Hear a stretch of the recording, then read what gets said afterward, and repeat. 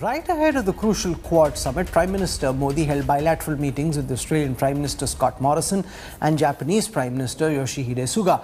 On the agenda were regional and global developments related to trade, defence, clean energy and the COVID-19 pandemic.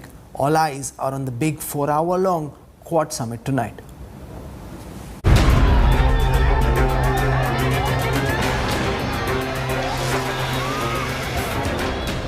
The exclusive club of 4 of the world's top leaders. For the first time, all the Quad leaders sitting across the table. President Biden, Prime Minister Modi, the Australian and Japanese premiers meet on Friday to brainstorm on global and regional issues. The focus is the Indo-Pacific, but the summit being held in an eventful year will discuss the pandemic response, particularly strengthening the vaccine supply chain, along with climate change and education. Ahead of the crucial Quad summit, Prime Minister Narendra Modi met his Australian counterpart Scott Morrison. In the meeting, Prime Minister Modi discussed a wide range of topics, including deepening economic ties between the two countries. Prime Minister Modi also held bilateral talks with his Japanese counterpart Yoshihide Suga. Both are members of the Quadrilateral Security Alliance, or the Quad. And 3 hours before the 4 leaders meet, the Prime Minister will hold his first bilateral meeting with President Biden. The summit in Washington will be closely monitored 11,000 kilometers away in Beijing. The Quadrilateral grouping aims at countering the growing Chinese aggression in the Indo-Pacific region.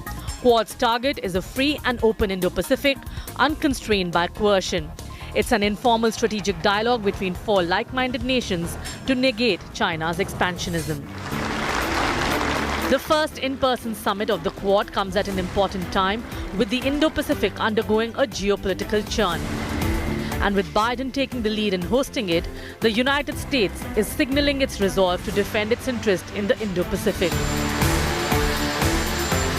With Geeta Mohan in Washington, D.C., Bureau Report, India Today. Now, the critical question at this moment is, with Australia, the US and the UK coming together in a military alliance, Seema Sirohi, how does Washington, D.C. see the Quad at this moment? In what direction would they like the Quad to evolve in the months and years to come?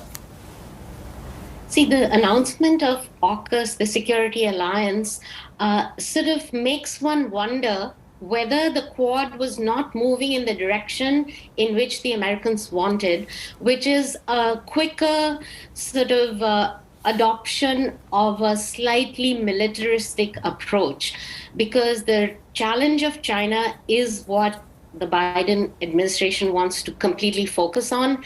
That's why they say they got out of Afghanistan. And so I suspect that this was partly because they wanted to do something to send a stronger signal, while the countries of the Quad were coalescing around and coming around to the idea that they have to take stronger measures. And the Americans decided it was time to do something. And all this, Kamar Chima, is bad news for Pakistan, because if America starts speaking publicly about the role of Pakistan in shielding and protecting terrorists, and if that message goes out stronger as it has after the Taliban came to power and so many terrorists locked in Afghan jails were freed, and now they pose a threat not just to India but the whole world, that discredits Pakistan in the global eye that much more than ever before. Well, Rahul, frankly speaking, forget Pakistan. Even the European partners of the America, they don't trust America, because now the Europeans are thinking to establish rapid reaction force because they don't trust Americans. They believe that the American can leave them anytime. Now the European Union, and they are thinking on a separate lines to make this rapid reaction force because the Americans are not trustworthy. So forget Pakistan, even the European Union and the NATO partners do not trust them. So when it comes to Indo-Pacific, India is very strategically placed and getting all the benefits from this Quadrilateral Security Dialogue in making G7 to the D10, G10, and then going for this, making Asian NATO India is a strategic place. We are not worried. Our defense is strong as far as India is concerned. We are very well placed with the Chinese. We understand that how these future blocks are emerging. Pakistan is making its position very clearly.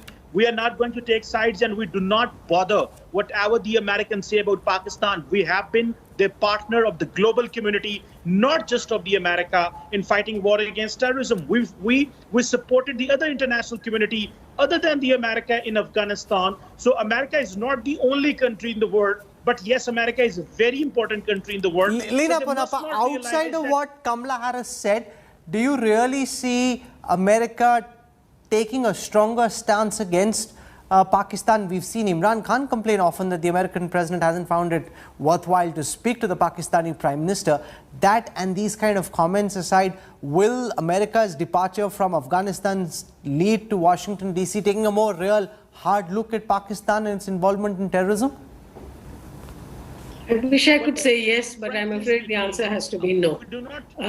Because with 20 years on the ground, with boots on the ground in Afghanistan, with every opportunity to really deal with the problem of cross-border terrorism into Afghanistan, America was not able to bring itself to exercise the political will, because ultimately for 20 years they fought the wrong war, they fought it in the wrong theater, and they fought the wrong enemy.